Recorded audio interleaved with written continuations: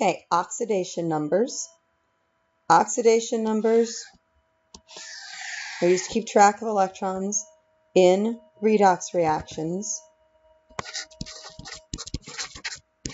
for ions. Ionic charge is equal to oxidation number, but you can also assign oxidation numbers for elements in covalent compounds when there is no true charge. Okay, so the rules.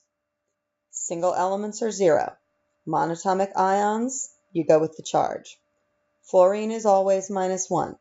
Oxygen -2 except for peroxide, which is a polyatomic ion that you should know. Hydrogen +1. Compounds are neutral. Polyatomic ions are equal to its charge.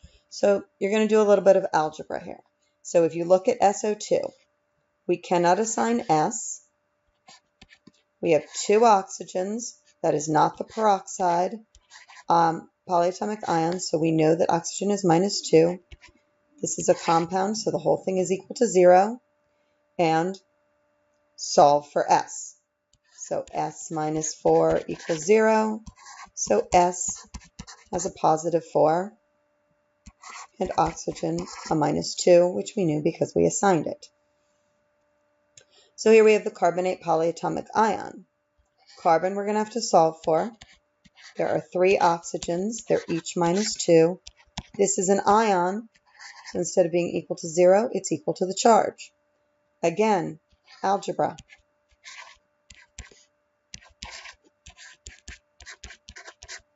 So carbon is +4 and oxygen was -2.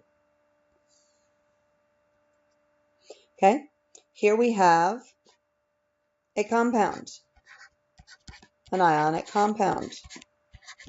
We have this. So we know that K is +1 because monatomic ions equal their charge.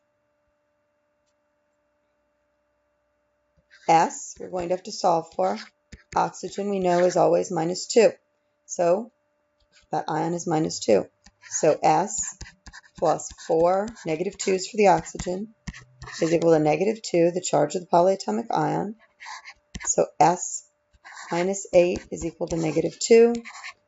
S is +6 in this case. So you see we have an example here of sulfur being +4 and an example of sulfur being +6.